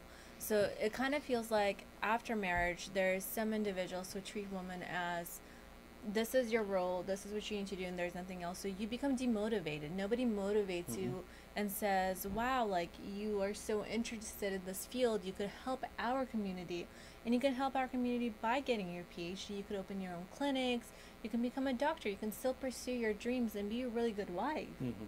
And I think it's also kind of it's fearful for some people too, because it feels like, oh, if she doesn't have kids automatically, then she'll never have kids. So I do understand that component of it too, but it kind of saddens me to see when families and relatives and family friends just don't motivate their kids. And this isn't about women, kind of what I was saying even earlier about sometimes there's expectation of men post-marriage. Just no, you can't get educated anymore. You already have a BA, you have a master's. Do not pursue your education, just work. Provide for the family and focus on that. And I also think that just as equally is wrong too. And it is, and especially I can speak from the guy's point of view, and not just even marriage. What I've noticed too a lot of times with our communities, especially with the guys, is that they don't really go to school for the education. They go to school for the degree in hand. Some they go to school just because it's the name, they have a master's or a bachelor's, but in reality they don't know anything about the school or the topics that they've learned. They don't put it to use, and it becomes very difficult for us community members, because we're actually losing a lot of our great talent into something that that's not there anymore. And so if I can speak on that, that does feel like a different topic, but I do want to speak a little bit on it. And I think that comes from this place of, luckily this wasn't something that happened in my family. I haven't seen it happen in your family, where there's so much pressure on the children of becoming this vision, right, of this doctor, of this lawyer. And so when we create that kind of vision, we force it on our children, they will go and try to just fulfill this degree, even if they're not happy with it. I've seen so many cases where I've had young adults enter my office and they do have depression, but they'll have schizophrenia because of all this pressure. They break automatically because all that matters to them is this pressure from their parents of, you have to go to Berkeley, you have to go to Stanford, you have to become a doctor. But when you allow your children to choose their path, to say, you know what, tell me what you're interested in. What do you want to do? Do you want to be a therapist? Do you want to be anything else that's not just an engineer and a doctor and a lawyer? You'll see the interest come out of your child. You'll see them wanting to pursue something that they're interested in. And not just that, what I've noticed too is that there's been a lot of times when when children, they're able to pick their own, if they're able to make their own decisions when it comes to career, work, school, education, they're a lot healthier. They live a very happier life, and they're very successful. They are very successful. Very few that actually end up doing things that are through peer pressure actually finish, but then their life is very miserable. Those are the ones actually we see in counseling. Yeah, well, and you see a lot of those individuals pursue the degree, and then at some point in time they actually give up and they say, I've proven to my parents, I've proven to my friends that I'm capable of doing this, because the whole time for them it feels like people are, I have to prove something because people don't think I'm capable of doing this. So they do it. They fulfill this path that you have developed for them, and they get the degree. And then what I see happening is they say, I'm done. Now I won't do I won't even work in that field because it's not a field I'm interested in. I only did this for my parents, for my friends, for these different individuals. And they go back and they'll get a job that's working. For instance, I've seen people who actually have finished. They're an engineer. They have their engineering degrees, but then they'll go back and say, you know what? I don't want to do this. I want to go and be a marketer. Yeah. They become marketers. And it's something that wastes their time. It wastes their energy, the family's energy, and then guess what? At the end, everybody has a big headache again because the parents are still unsatisfied, or an individual's unsatisfied as well, because nobody's on a good term. And so it's really important to be able to bring this topic into premarital counseling and sit down not only the two individuals but the families as well, and talk about, are you okay with this husband, with this fiance, with your son getting educated beyond this? Are you okay with your daughter-in-law pursuing her PhD, with her master's, with her bachelor's, whatever education that she wants to pursue. And if you're not, will that daughter-in-law, will that son-in-law, will they stop? Will they listen to you, or will they continue wanting to pursue it? And if they continue wanting to pursue it, but you have a problem with that, how can we solve that? Yeah, and it doesn't, and the same thing doesn't go for everyone. Just, you know, for viewers that are watching, for instance, you know, my wife and I, we can take our time. We're still young. You know, we're still in our, you know, mid 20s. So we're still, I'm getting to my 30, but we're sort of, you know, mid 20s. But you know, we have time compared to those individuals, you know, who are in their 30s, and you know, then you have to take into consideration where you don't have to worry. You know, like for instance, we don't worry.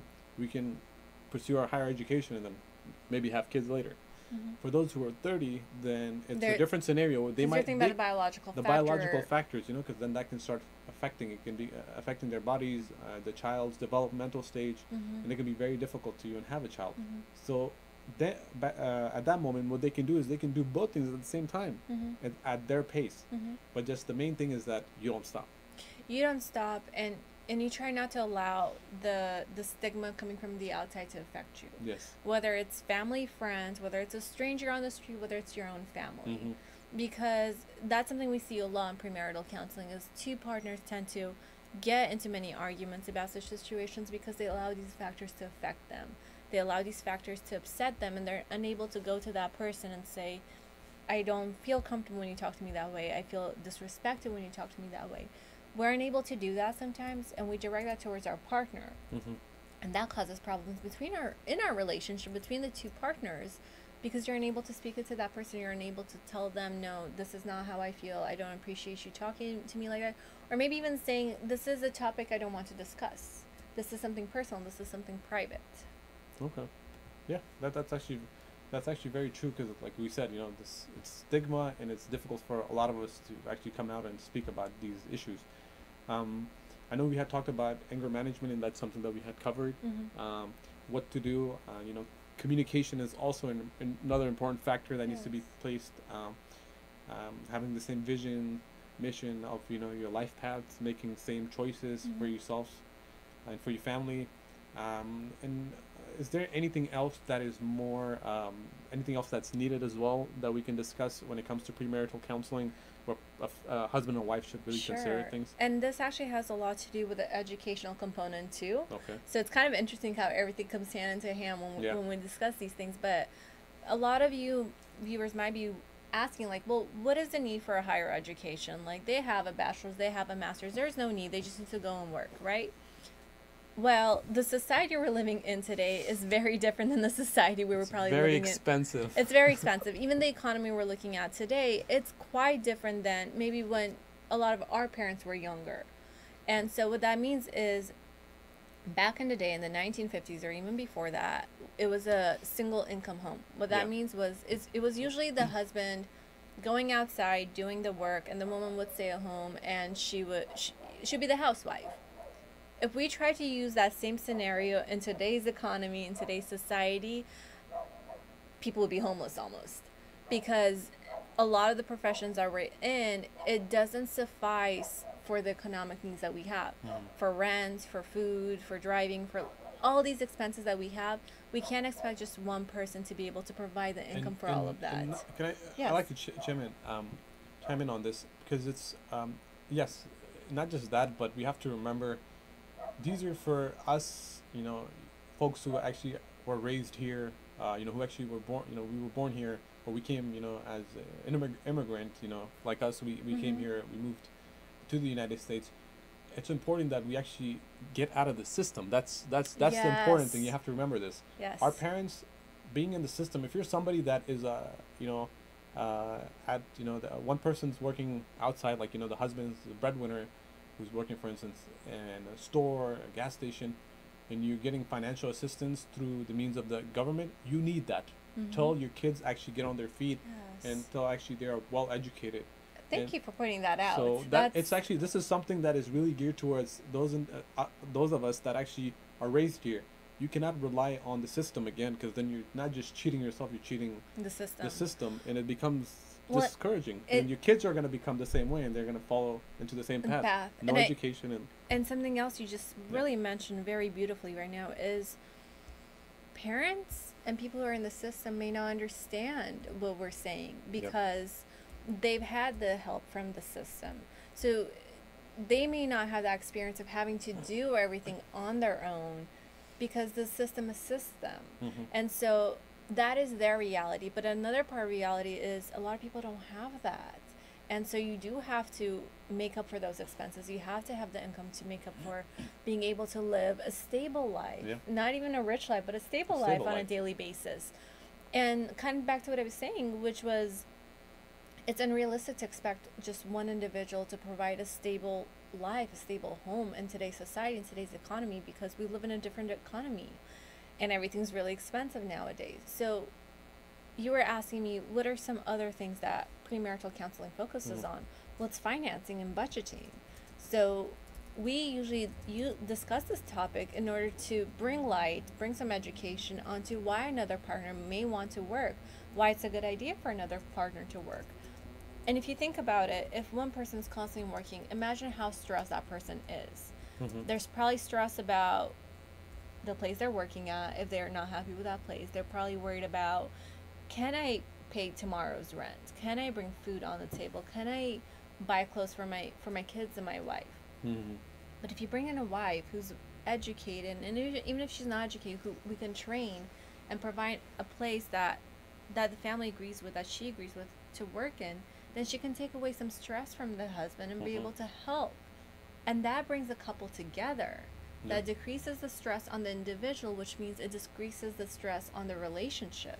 And then again, you know, to add on more to your topic, would you say it's a lot of families, or you know, husbands are, you know, they've grown up in a community or in a family where only the fathers work, and it's shameful if the wife works. You know, that's the other thing too. You know, the wife is shameful. You know, if the wife works and the wife's making money, and I think even we would say from the family side, they'll say, wait, your wife's making money. This is not something that's acceptable. That's shameful. In reality, you know, whatever she's making is for herself, but not just that, but she actually gifts and helps the family. And I think, again, that's like a subculture, right? So we were talking about, like, two individuals could come from two different cultures, even though they're both Afghan. One could come from a family where the women are pushed to get educated and to work, and another can come from where that's not accepted. And what you're describing to me is this father coming to the son and saying, you know, no, a woman in our families don't work. It's the man who's supposed to work. So I think we have to sit down and see what's going on for this father.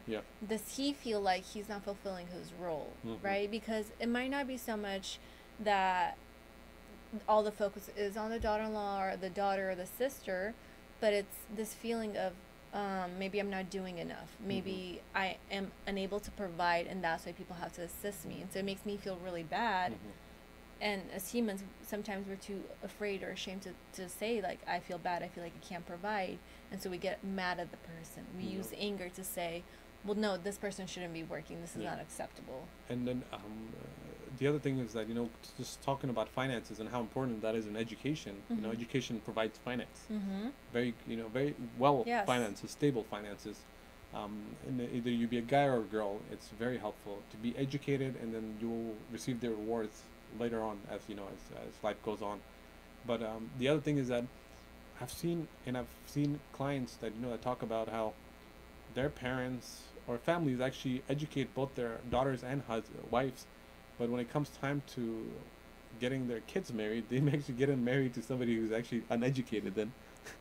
And then it's either, and then where is that, you know, do you get cases like that where, you know, people are uneducated, you know, from both sides? You know, there's times where, you know, wives go and, you know, and they get married to somebody who's uneducated, or there's times where husbands are going and they're marrying somebody who is uneducated just so they can keep them at home.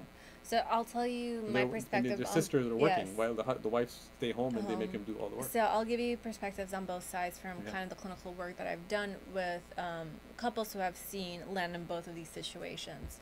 So the first one was women who are highly educated and they end up marrying men who are not educated. what I've seen happen with this is there's so much pressure on women, especially after a woman passes the age of 18 to like 21 in our culture, that she has to get married, or she's going to become this really old grandma and nobody's going to want to marry her. Yes. So I think what happens in our society, in our culture, is women get pressured. And it's this pressure of, you have to get married, you have to be able to start this life, you have to make sure that this is your time, and you have to meet it, you have to meet all these goals by this time. And if you don't, then there's no point to your life anymore. Yeah. And so what happens is a lot of these women start to feel so pressured that they don't even have the opportunity to find a suitable person for themselves. They feel like their self-esteem gets completely decreased by these comments of, you're getting too old, you're getting white hair, you're getting this, you're getting this. It's breaking down their self-esteem, their personality. And just to add on, it's not just personality too. I think it's just the way they even see their father react, treat their mother, or their brother is treating them. They usually lose interest in like even men.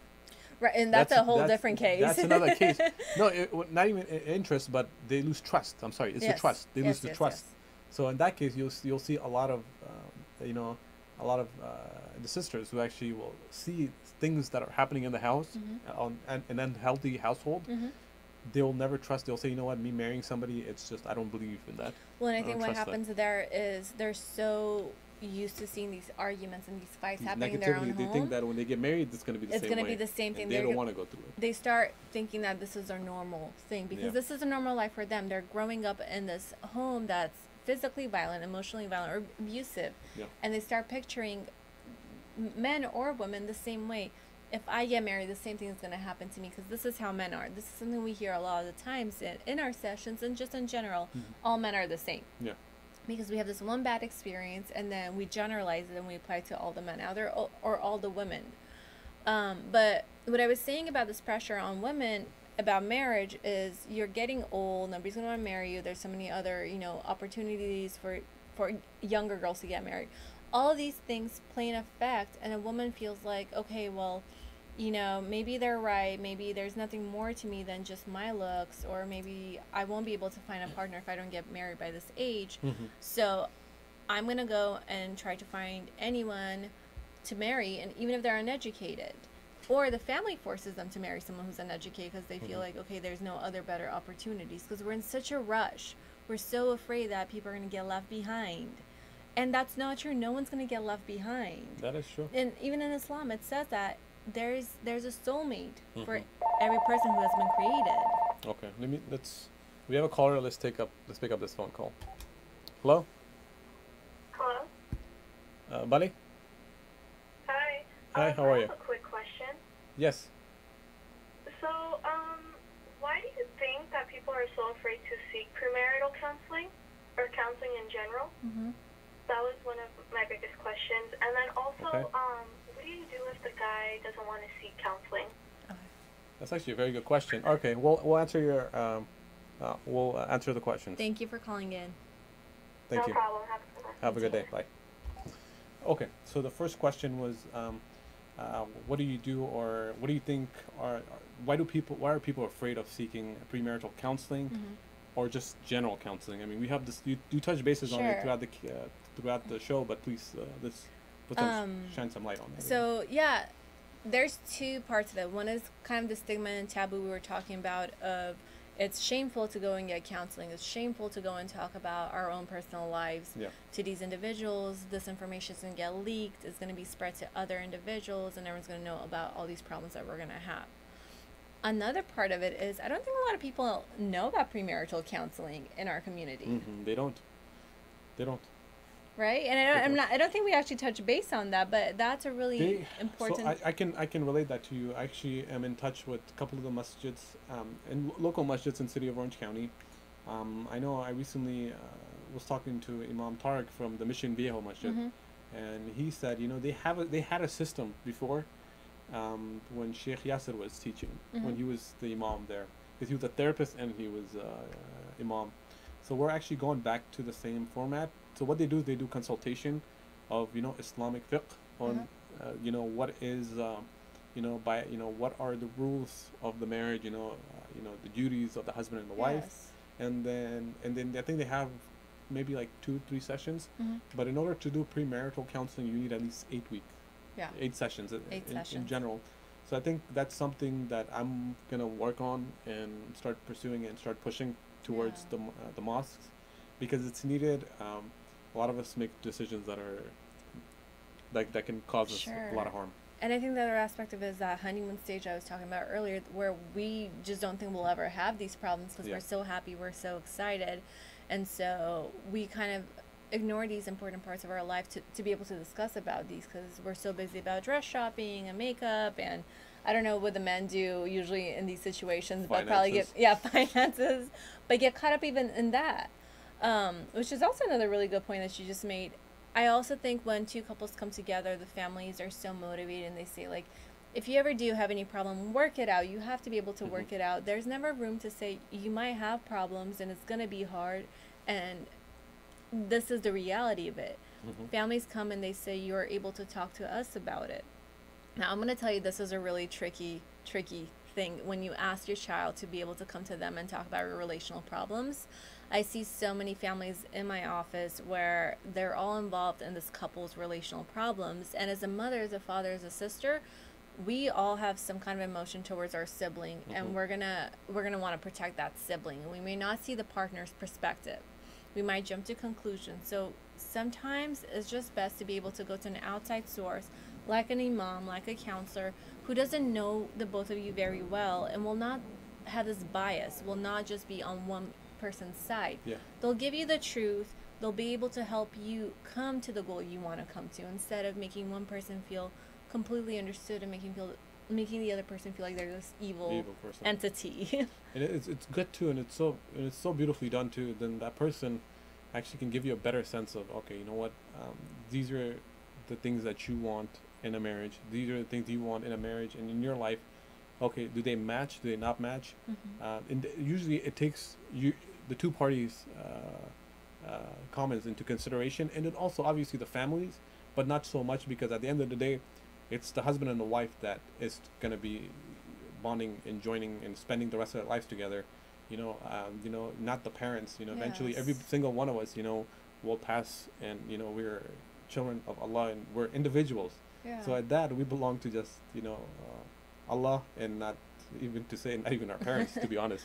And can I just mention one more thing that I see in my therapeutic sessions a lot too, is when the family does become involved, it kind of creates resentment for the other partner who's not the child of that parent, because they see this parent protecting their own child, and it makes the other partner feel like, well, I don't have anyone, you're protecting them, and that makes me so angry that I don't want to talk to you anymore, I don't want to be with you. So it actually hurts not only the relationship between the wife and the husband or the fiancés, but then it creates this problem between the other spouse's parents and the spouse. Yeah, again, and I've seen cases like that too, where it's become very difficult, where putting too much inputs or taking charge in somebody else's life, it caused a lot of problem. Yes. And guilt, and there's always constant fights, and it just causes a constant, unhappy life. But then again, if you look at our community, they'll always picture the best looking family ever, but in reality it's the most destructive and the most unhealthy family. And you can hear some of the family members talking about one another, which is actually very shameful to hear, because that's your family, that's your father, your sons, your daughters. So I think people, they need to realize that too. They need to kind of get away from more of the cultural side, but just be more practicing religious. Yes, I agree to that. And even offering to tell them, to say, honey, son, this is something I can't help you with. This is something that I too have struggled with, but I talked it out with my husband or my wife, and we were able to come to a resolution. I think you should do the same. These are the perspectives I have. This might not be perspective you have, or your wife or your husband has. And this is why you should seek a third source who doesn't know that either of you, who will not take these sides, where resentment is not created. Yeah, perfect. So the other question was what if your partner, the guy doesn't want to? Usually, I get the same cases where the guys are not willing to come in. So like I said, when the husbands aren't coming in, we usually, they come in when there's a report made, or they're mandatory by court to come. because now they have to come. You know, now somebody's pushing them from the other end. You know, of the stick. You have the to legal, the legal side of it. component Now of they're it. afraid of it, and they have no choice. So the same thing. You know, premarital counseling is the same way, but it's in the most nicest, most calmest, Yeah. most purest way to come in and discuss your, you know, do premarital counseling with your essentially future wife or your future husband. But why do people, you know, why are people afraid? Or in this case, we can Why talk is it about why high? people are afraid, but why, if a guy is not willing to come to premarital counseling, what do we do with that? Or how can we better assist our viewer that actually called right now? So, can you repeat that question one more time? Yeah. So- Why? What do we do? You know, if a If a guy, guy is doesn't not wanna want to seek premarital counseling. So, as a therapist, it's really difficult to do anything about it because we can't force anyone to come into our sessions. That those are their rights, and we can't force them to come in if they don't want to come in.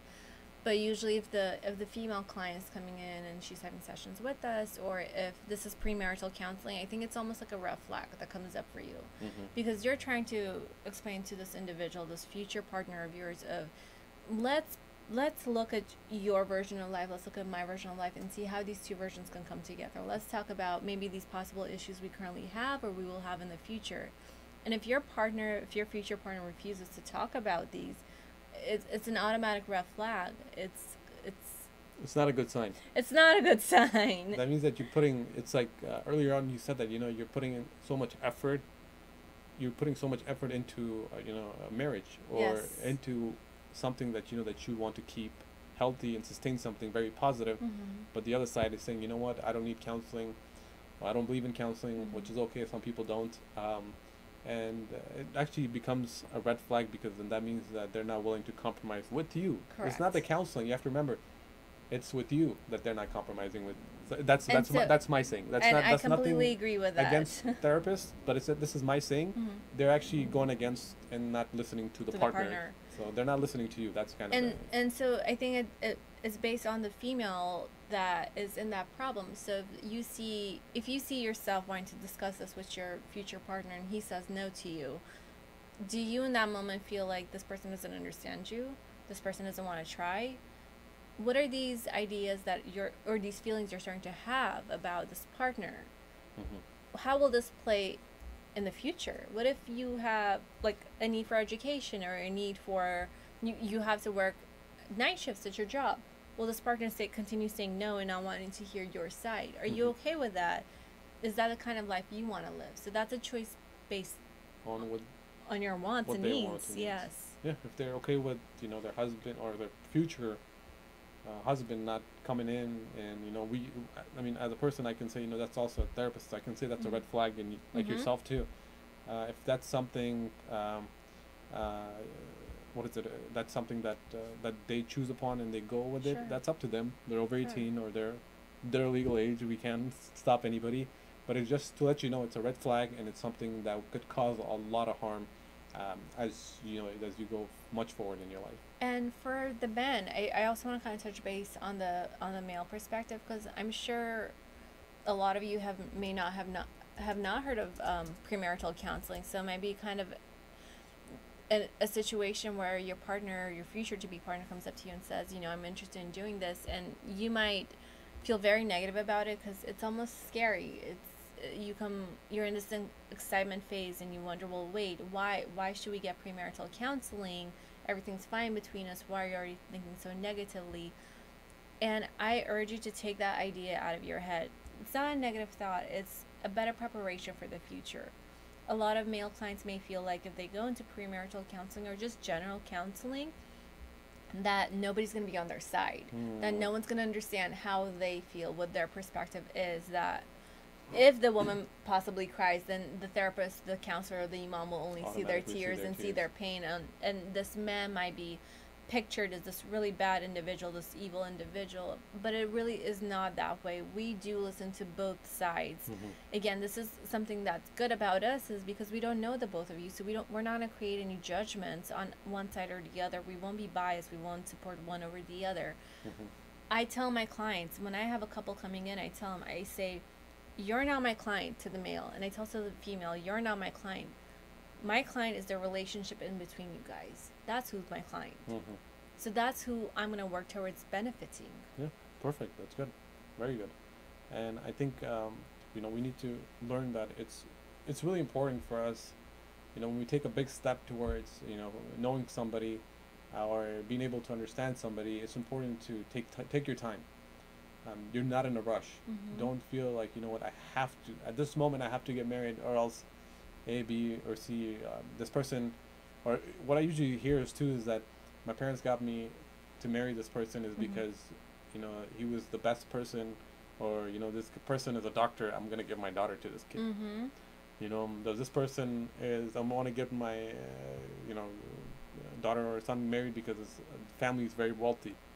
So a lot of times I think family do mistakenly, kind of push their kids into something that they also get overexcited. They get also overexcited, but they don't realize that it's not just about just finances as well. It's about balance. The person can, come from a good family, but the actual son could be somebody who's very destructive, who's probably, going out, spoiled, alcoholic, who's probably going out and, at clubs all night. Those are things that, that are normally seen. And it's one thing, if, that I've heard that parents think that when you get them married, they'll change, but it never happens. It just makes the life of that, sister hell. Yeah. It makes it hell because it doesn't solve the problem. They just assume that it's their perception. Let me get this person married, or let me get somebody from Afghanistan to come here. And it never helps. No, and that's very true. I've seen that happen so many times. Something else I do see happening a lot too is we rush the process of let's get them engaged in a month. Let's get them married in 2 months. And we rush this whole process. I think Islam has given us the right to get engaged, to have a third party in the room for us for as long as we need, to be able to understand each other, to be able to understand, do we see eye to eye? This is our time, this engagement phase, this even pre-engagement phase. If there is a third party in the relationship, a parent, a sister, someone who's aware, we are allowed that time to get to know each other, to see eye to eye. That might take 2 days, that might take 3 months, that might take longer than that. It's based on how long the couple needs it to take. But when we as parents, or we as a society, as a community, rush these two individuals to get married because we have our own fears, we have our own insecurities, we're taking that opportunity away from them. We're taking that opportunity for them to be able to discuss their differences, their similarities, whether they can live with those similarities and differences. Yeah. And we rush them into something that they're not ready to be in. And this is why we sometimes see divorce rates be so high in our community, because especially amongst the Muslim and the Afghan community nowadays, it's spiking up very highly. Yes, because these couples, these two individuals, don't get the chance to discuss these differences and similarities, their needs, their wants, and then they get married, and then they're in this relationship, they're in this communal relationship, and everything just feels so much bigger. It feels like I'm expressing these things and you're not able to meet those needs, and this is the end. And then we're battling against one another. Yeah, and it's becoming a big problem, because a lot of us are not really understanding what marriage is. And if you look at it, a lot of family members or families, especially a lot of our elders, to say, and this is because I'm using this because time changes, situations to change, environment change, but you have to follow a certain principle, and the best principle is the principle of Allah. And if you bring in a lot of cultural, I usually step away from cultural things. The majority of times I can't take the cultural aspect of it, because that misleads or misguides me. I think if you follow a certain path, I think religion is much, very clear, cut clear. Yes. It's difficult to understand, but you seek knowledge, you ask, you read about it, and it's actually very calming. It's very calming. Culture there's more pressure on it. And I love that, Wali, but I think we also have to be aware that a lot of the other people, couples, families in our society do deal a lot with culture, right? Yeah. Especially when we're talking about marriage. But they don't I will tell you my personal experience about this. Before being married, I didn't know anything about the cultural aspects of what a marriage looked like, in terms of the gifts you have to prepare, the ceremonies you have to attend, all these different things. And usually kids don't know about these things because we're told not to think about relationships. We're told about educate yourself, focus on this, focus on your family. And then when you become engaged, when that process starts, you feel bombarded by all these different cultural things that you have to do. You have to be aware of rituals, correct, traditions. So while I love that you say, you know, I focus on a religion, there's a lot of families out there, like, kind of like, and our parents too, I think, are involved in that too, in the cultural aspects of it. So it becomes hard.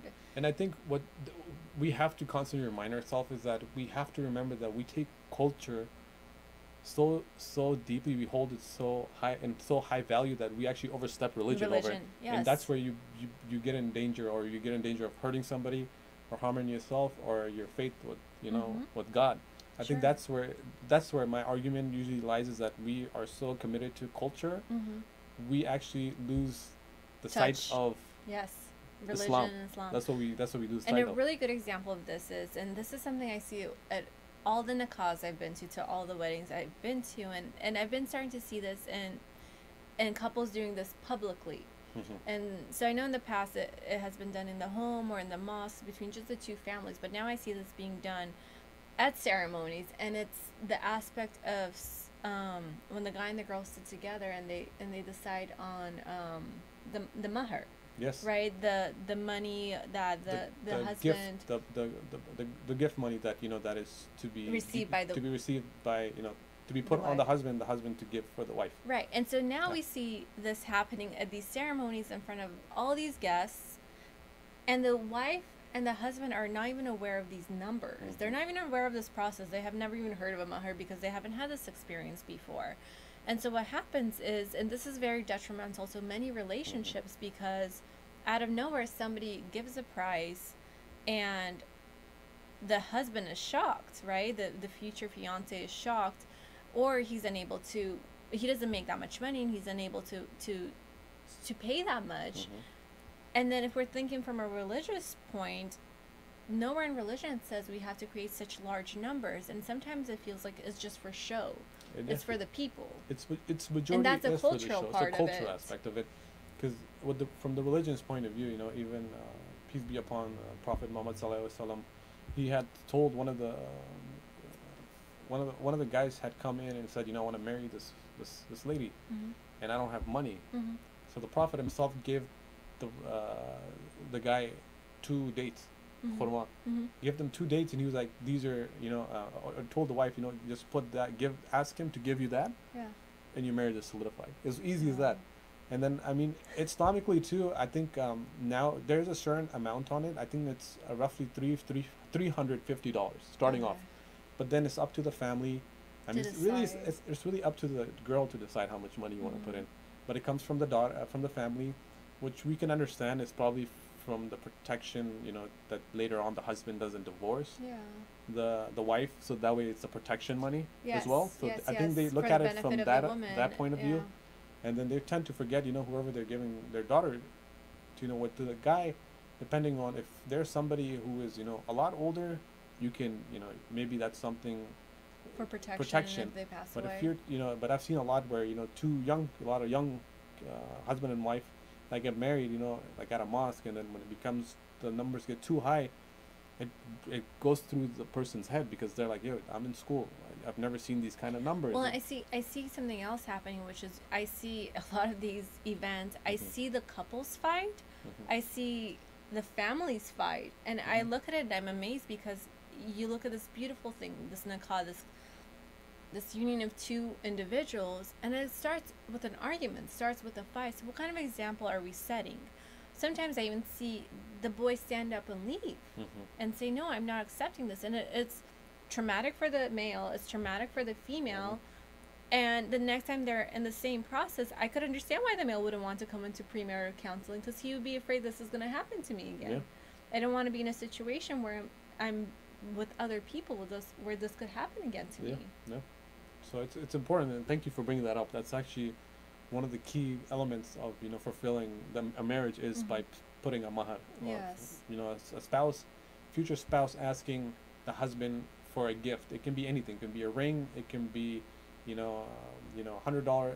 Well, not $100. It starts off with $350, but you can go up to, a couple of hundred, maybe 1,000, 15. It depends on how much the guy can afford, and the husband and the wife, they both they have to agree, the boy and the girl. And I love That's the that other you're thing. mentioning that, Wali. I love that you're saying this is something that should happen between the two people who are coming together to get to come into this union, because then they get to decide. They get to have this communication, this discussion of how much especially with the female saying, this is how much I want, this is why I wanted, this is my fears, these are not my fears, this is what's happening, right? But when you have the families setting these prices, or if you have relatives setting these prices, it really hurts. It hurts the couple, because then they feel like they have no voice over it. They feel like they have no control over the relationship, and the issues, the problems happen between the couple, not outside afterwards. It usually happens at the inside, and then when it's forced, there's a resentment that stays. And then who does that usually stay with? It stays with the couple. The couples, and then not just that, but I've heard there's certain cases where you have a wife, actually, when they come to counseling, they say the only thing that my husband usually says, especially when the mahar came in, is that they always comes in and blackmail or says, you know what, you're not worth this much money. You're gonna. So they put a value to it too. Unfortunate. So those are the things that people also go through. So it's a touchy topic, and it's something that we just have to be more educated about, and we have to remember we can't just put something on an individual or have a wedding that's really big because somebody had called in, somebody had this kind of wedding, and we have to do the same. Let me pick up this phone, please. Hello, Wali? Hello. Yes. Hi, I had a question about premarital counseling in the Afghan community. Yes. Please state your How would you question. encourage Afghans to go before marriage or after engagement Go where? to counseling? Oh, how do you get them to go to counseling? Okay, perfect. Yes. We'll answer your question. Please Thank you. watch the TV. Alrighty. Okay, thank Bye. you. No problem. So yeah, so how can you encourage somebody to go seek premarital counseling or counseling afterwards? So I can answer. I'll answer the marital counseling because that's something that I'm trying to put into place. You can talk about the marital aspect of it afterwards. So the way we can implement this is that, make sure when you do get married, when you are getting married, or especially when it comes a person like myself, I'm starting to get connected to different masjids.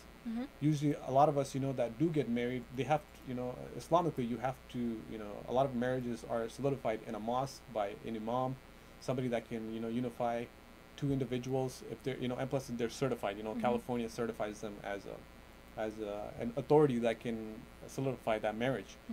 So for me, what I can do is I can do my best to go to different masjids and work with, the community there, and let them know that, we have to have a program put together for those that are about to get married, because this is an important topic. This is a very touchy topic, and a lot of us don't realize, there's so many things that happen after marriage, is because, you have your honeymoon stage, as we had talked about, and Lamba John had spoken about. That's the happy stage. Everything is new, everything is good. It's like driving a new car. Everything is good. You're in a new relationship. You got a new cell phone. You're happy. You're enjoying yourself. After a week or two, you're like, oh my God, like I want the other phone now. So marriage is not like that, guys. You have to remember. So it's a form of communication. It's a form of understanding each other. You have to let go of what's surrounding you in terms of people, especially negative people. If there's negativity around you, you have to remember that you have to pull those things to the side. And you really, I think for both men and females, not just premarital counseling, but they need to learn the importance of respecting one another. I think when it comes to gender issues, there's a lot of gender issues, especially gender roles as well, is that a lot of people think, the wife is just, they're going to school, but, once they get married, no, you have to cook, period.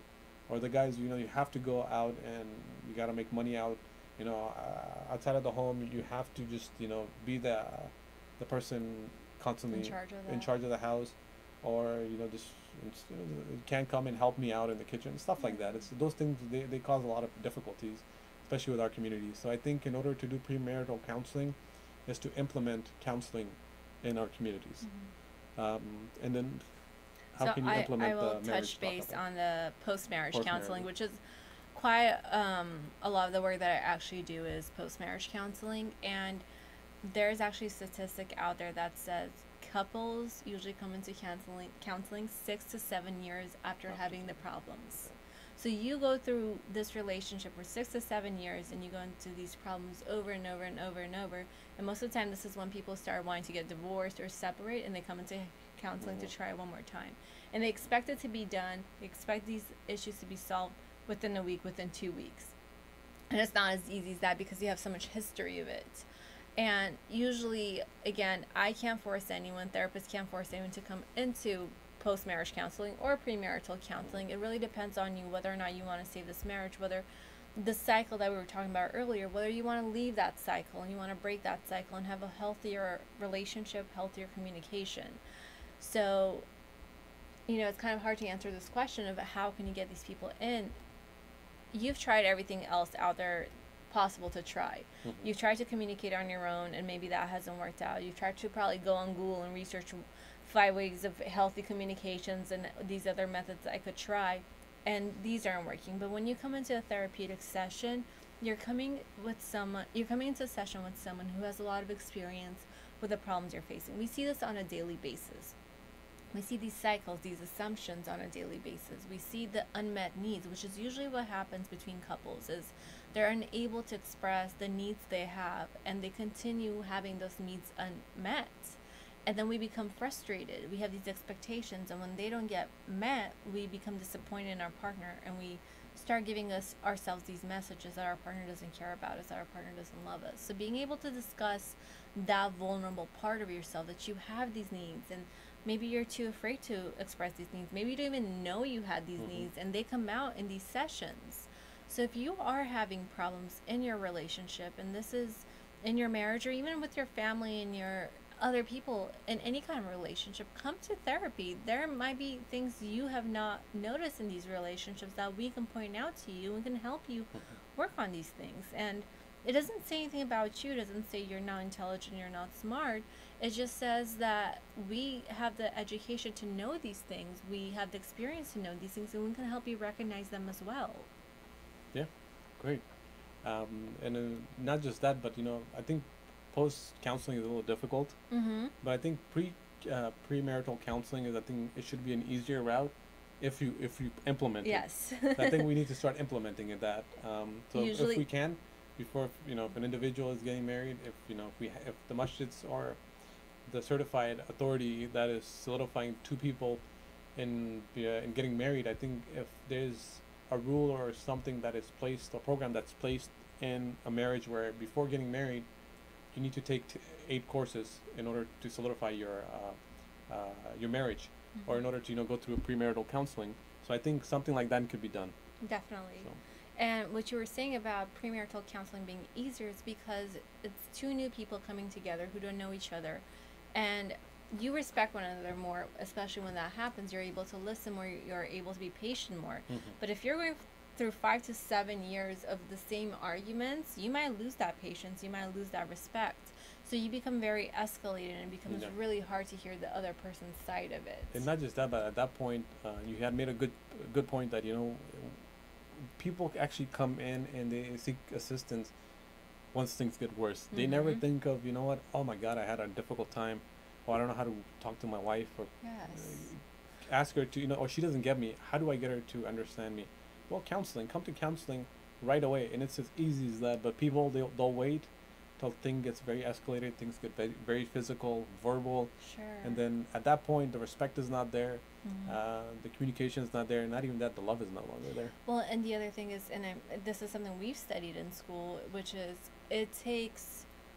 So when an individual goes through multiple negative experiences, and I think it's between like 5 to 10 negative experiences, one positive experience with that same partner that you've had these negative experiences replace those negative experiences. So if you have 5 to 10 negative experiences and then you have one positive experience, you're able to kind of work it out, but you still have those experiences. So what happens is, I always hear couples come in and say, he never does this, and he'll say she always does this, because you have all these bad experiences, and you convince yourself this is the way it is, it's never going to change, she's never going to change, he's never going to change.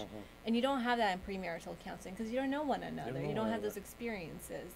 So I think a lot of people become really hopeless because they feel like things are never going to change. So I think it's important that, you know, our community reach out to professionals, you know, because it's beneficial and it helps. I assure you that, you know, every single one of us go through hardships, and that's okay. You know, but we want to be able to help those families or those individuals have a better or sustainable, healthy relationships where they're not facing, you know, deficits or any family issues later in life, where, you know, you have depression, you know, you're having an anxiety, even as much as, you know, having suicidal thoughts because you're so unhappy in this marriage. Because guess what? Because of the community and the cultural factor, you cannot go out and seek divorce. Yes. That's the other issue then that comes into it too. You know, people are in marriages because of they're forced to stay, and a lot of people forget, you know, it's something that, you know, Islamically, it's discouraged. You're supposed to work it out. You know, husband and wife should do their best to work out, you know, the marriage between themselves, you know, as much as they can. You know, but if it's to a point where it's very destructive and two people are just so unhappy, you have the right to separate. But some people don't do that, or sometimes the families won't allow their kids to separate. And we call that pre-divorce counseling as well. So we have counseling for that too. If you want to separate from your partner, sometimes the courts will say, go ahead and try one more time, try to go to counseling for 6 months and see if you're able to resolve your problems. And if not, then we will allow you to get divorced. Because at that point, you know, you have kids, and it's really also for the children, because you don't want to destroy the children's, you know, lives, and, you know, the environment that they grow up in is very difficult and it's very harsh, so you have to remember that as well. Just wanted to touch bases, just to remind everybody that's watching the show, Access California Services, where I work, we're hosting a mental health conference. It's a peace of mind, a family wellness event that will be held at the end of this month on April 29th. It's a Sunday. It's an all-day event, so we will be starting the program at 10 a.m.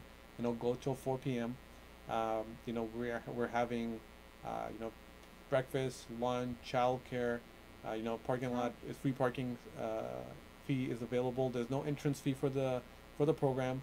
It's a great program. It's for families, and it helps, you know, talks about, you know, what are the stressors to an individual and a family's life, and how can we how can we give you better tools to, you know, to have, you know, that you can use for parenting, to have better parenting skills. If you are interested, please join us. It's going to be at the Delhi Community Center at City of Santa Ana here in Orange County, and our speakers are going to be Sheikh Yasser Fazaqa, Dr. Marwa Azab, and Dr. Anis Nader. And we're looking forward to seeing everyone then. Please, if you have any last remarks, I just want to thank you for being on the show and actually putting some light on this issue of you know, premarital counseling and counseling in general, because this is a field that you work in, and thank you for coming on the show. So if you have anything, please let the viewers know. Well, I do want to start out with saying thank you for having me here. I enjoyed being here and being able to discuss kind of my perspective of my work and what I see happening both premarital counseling and postmarital counseling. If you have any questions, please feel free to, again, contact Wali, or you can go ahead and get my contact information from Wali. Please feel free to provide questions in Pashto, Farsi, Dari, English. We are multilingual, so we'll be able to respond in any language. And again, thank you for having me on the show, and I hope you guys have learned something new today. I hope so too. If not, please do text me or give me a call for next week's topic as well. So that is it for this week. I hope everyone has a healthy and a happy rest of the week and in the day. So thank you very much, everyone. Assalamu alaikum wa rahmatullahi wa barakatuh.